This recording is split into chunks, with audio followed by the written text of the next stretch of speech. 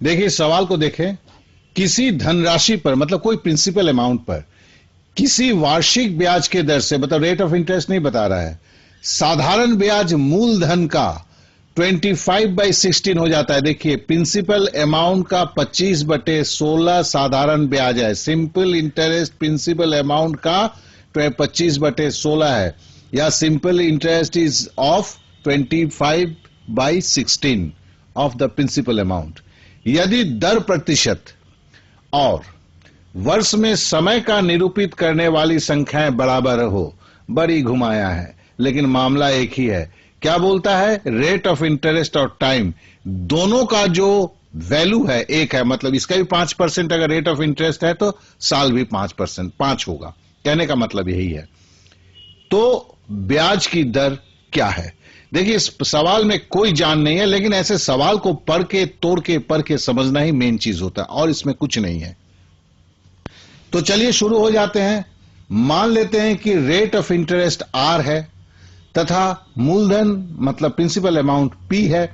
तो देखिए आर अगर आपका रेट ऑफ इंटरेस्ट है तो यहां टी भी आर है, यह समझिएगा कि दोनों का वैल्यू एक है बोला हुआ था। तो सवाल के अनुसार क्या हुआ, हम जानते हैं एसआई या साधारण ब्याज बराबर होता है PRT/100।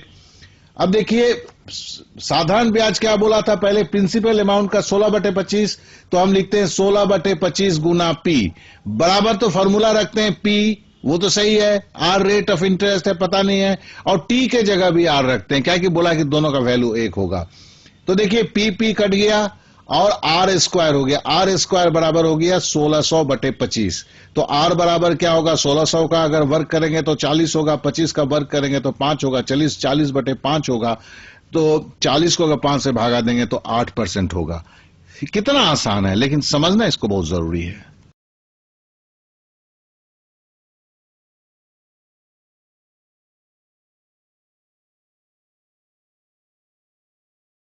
जरा इस सवाल को देखें, क्या बोलता है, एक राशि साधारण ब्याज की किसी दर पर 4 वर्ष के लिए रखी गई है। देखिए रेट ऑफ इंटरेस्ट नहीं बताया है। यदि उसे 3% अधिक दर पर रखा जाता तो 1440 रुपया अधिक मिलता। तो कहने का मतलब रेट ऑफ इंटरेस्ट नहीं बता रहा है, लेकिन साथ में एक कंडीशन और बोल रहा है कि अगर रेट ऑफ इंटरेस्ट को 3% बढ़ा दिया जाता तो उसको ब्याज में 1440 रुपया अधिक मिलता। तो पूछता कि भैया मूलधन क्या है या आपका प्रिंसिपल अमाउंट क्या है। तो देखिए इस सवाल को समझने के लिए एक है कि आप ये मगजमारी नहीं कीजिए कि पहले का आपका रेट ऑफ इंटरेस्ट क्या था। देखिए रेट ऑफ इंटरेस्ट का डिफरेंस जो है वो है आपका बता दिया गया है, क्या 3% है। मतलब पहले जो था और बाद में जो हुआ उसका अंतर 3% है। तो चलिए हम लिखते हैं मूलधन P, रेट ऑफ इंटरेस्ट का डिफरेंट को हम लिखते हैं, मतलब R2 - R1 जो 3 दिया हुआ है, और T तो हमें 4 साल दिया हुआ है इंटू T/100 बराबर क्या बोला है, 1440 रुपया ज्यादा मिलता है, उसी को हम लेते हैं। तो क्या हुआ P R2 - R1 मतलब रेट ऑफ इंटरेस्ट का डिफरेंस कितना है, 3 है, और साल कितना है, 4 है बटे 100 बराबर कितना हुआ है, 1440 रुपया। यही साधारण ब्याज उसे ज्यादा मिला है। तो वहां से जब हम P की कैलकुलेट करते हैं तो सिंपली P का वैल्यू जो है वो 12,000 रुपया निकल जाता है।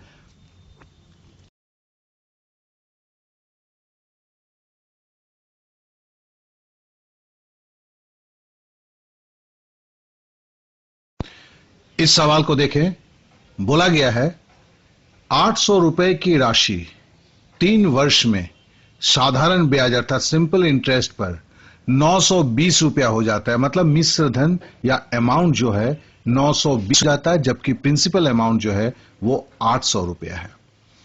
अब फिर बोलता है यदि दर मतलब रेट ऑफ इंटरेस्ट 3% प्रति वर्ष बढ़ा दिया जाए, मतलब रेट ऑफ इंटरेस्ट 3% नहीं है, उसको बढ़ा दिया जाए, तो समान अवधि में मतलब उसी टाइम पीरियड में, समान अवधि मतलब टाइम पीरियड में वो राशि कितनी हो जाएगी। देखिए हमें मूलधन दिया हुआ है, मिश्र धन दिया हुआ है, मतलब प्रिंसिपल अमाउंट, प्रिंसिपल दिया हुआ है, अमाउंट दिया हुआ है। तो सिंपल इंटरेस्ट या ब्याज क्या होगा, हम मिश्र धन से मूलधन को घटा देंगे या अमाउंट से प्रिंसिपल अमाउंट को घटा देंगे। तो चलिए घटा दिया, 920 से 800 रुपया घटा दिया तो क्या हो गया, 120 रुपया मिल गया। अब रेट ऑफ इंटरेस्ट क्या वो होता है, रेट ऑफ इंटरेस्ट होता है simple interest into 100 divided by principal amount and time, या ब्याज गुना 100 बटे मूलधन गुना समय। तो 120 रुपया ब्याज कमाया है गुना 100 है, और मूलधन जो है 800 रुपया है, और टाइम जो बोला है 3 साल है। इससे रेट ऑफ इंटरेस्ट क्या निकल गया, 5% हो गया। अब बोलता है कि अगर 3% बढ़ा दिया जाए, तो 5% में हमने 3% जोड़ दिया तो कितना हो गया, 8%। अब 8% हमें मिल गया है, और हमें सिंपल इंटरेस्ट कितना होगा, तो वही फॉर्मूला लगाते हैं, PRT बाई 100, अर्थात 800 गुना 8 गुना 3 बटे 100, तो बराबर हो गया 192 रुपए। तो धनराशि या मिश्रधन या अमाउंट क्या होगा, मूलधन प्लस ब्याज होगा।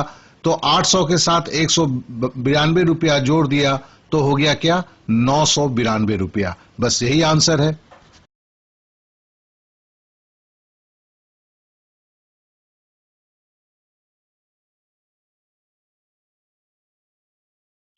इस सवाल को देखें, 1550 रुपए की एक धनराशि आंशिक रूप से 5% और 8% वार्षिक की दर मतलब रेट ऑफ इंटरेस्ट से साधारण ब्याज पर लगाई जाती है।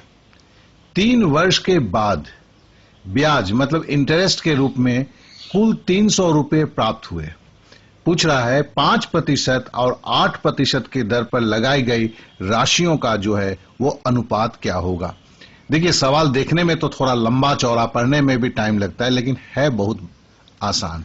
पहले बोला गया है कि देखिए कि पैसे कितने हैं, पैसे 1550 रुपए हैं। अब बोलता है कि चलिए उसमें से मान लेते हैं एक टुकड़ा जो है वो 100 रुपया है, तो 5% के दर पे जो लगाया गया राशि है वो 100 रुपया है। तो नेचुरली पूरा तो पैसा 1550 रुपया है, तो 8% पर लगाया गया राशि क्या होगा, 1550 में से 100 रुपया जो 5% का लगाया गया तो उसको माइनस कर देंगे तो निकल जाएगा। अब बोलता है कि दोनों का जो है आपका ब्याज मिलके 300 रुपया है, तो ब्याज बराबर होता है PRT बाई 100। तो पहला देखिए P जो है 100 रुपया है, R बराबर बोला है 5% और गुना 3 बटे 100। दूसरा चूंकि क्या है कि दूसरा अगर पहला राशि x है तो दूसरा राशि क्या होगा, 1550 माइनस x। तो 1550 minus x Guna 8% rate of interest, इसलिए गुना 8 और गुना 3, क्योंकि 3 साल के लिए है, तो ये बराबर 300 रुपया है। अब जरा इसको करते हैं तो देखिए 5 × 15x प्लस आपका 24 गुना 3 × 24 है, 24 गुना 1550 माइनस 24x। इस तरह करके जब हम आगे बढ़ते हैं तो आपका निकलता क्या है, 7200। तो कहने का मतलब क्या है, 9x बराबर 7200 है, तो x बराबर 800 रुपये। जब x बराबर 800 रुपया पहला राशि निकल गया तो दूसरा राशि क्या होगा, पूरा राशि 1550 रुपया था, तो 1550 रुपये में से 800 रुपया घटा दिया तो आ गया 750 रुपया।